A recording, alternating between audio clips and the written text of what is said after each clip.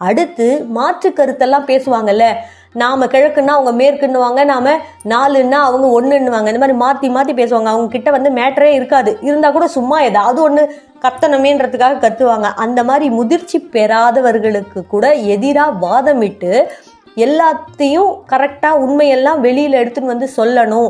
அத்வைத்த தத்துவத்தை நிலைப்பிக்கும் திறமையையும் குருவருளால் ஆதிசங்கரர் இத்தனை டேலண்ட்டையும் விரைவிலேயே பெற்றுக்கொள்கிறார்.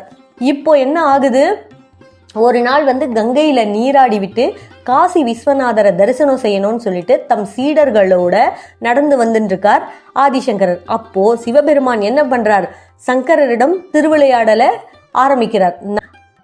ஆதிசங்கரர் முன்னாடி இப்ப சிவபெருமான் அழுக்கான மனிதனா 4 நாய்களோட முன்னாடி குறுக்க வராரு.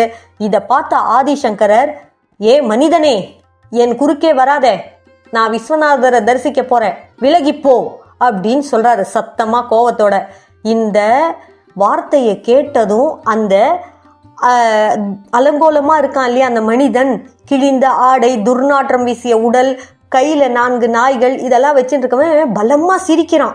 சிரிச்சதும் ஆதிசங்கரர் பார்த்து கேட்கிறார், என்னப்பா சிரிக்கிற, நகரு அப்படின்னு சொல்றாரு. விலகி போன்னு சொல்றல்ல அப்படின்னு கேட்கிறார். உடனே அந்த மனிதன் சொல்றான், ஐயா விலகிப்போன்னு சொல்றீங்க, இந்த சரீரத்தை விலகிப்போன்னு சொல்றீங்களா அல்லது அதன் உள்ளிருக்கும் ஆன்மாவை விலகிப்போன்னு சொல்றீங்களா? நீங்களே எல்லாருக்கும் இரண்டும் வேறல்ல என்ற அத்வைத்த கொள்கையை போதித்து வருகிறீர்கள். வேற்றுமை இல்லாத உங்களுக்கு இப்போது எப்படி இந்த வித்தியாசம் தோன்றியது அப்படின்னு கேட்கிறாரு.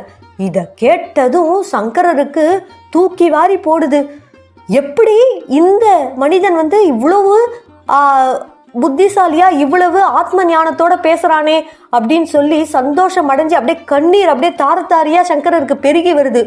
ஓடி போய் அவன் வந்து யாரா இருந்தாலும் பரவாயில்ல, அவன் காலில் நாம விழுந்தே ஆகணும்னு சொல்லி அந்த அருவருக்கத்தக்க மனுஷன் காலில் விழுந்து நமஸ்காரம் பண்ணி என்னை மன்னிச்சுக்கப்பா அப்படின்னு சொல்லி மன்னிப்பு கேட்குறாரு. அப்போ என்ன ஆகுது, அப்படியே அந்த அலங்கோலமா இருந்த மனிதன் இப்ப யாரா மாறுகிறாங்க, தலையில் பிறை சூடிய ஜடாமுடி தரித்த சதாசிவமாக ஆதிசங்கரர் முன்னால காட்சி தரார். அந்த 4 நாய்களும் என்னவா அவருக்கு முன்னாடி தோன்றுகிறது, 4 வேதங்களாக தோன்றுகிறது. இந்த தரிசனத்தை ஆதிசங்கரருக்கு கொடுத்துட்டு பகவான் அவரை அருள் கொடுத்து அனுப்புறார். இதுதான் ஆதிசங்கரர் வாழ்வில் நடந்த சுவாரஸ்யமான கதை. நன்றி. ஹரஹர சங்கர, ஜெய ஜெய சங்கர. ஓம் நம சிவாய.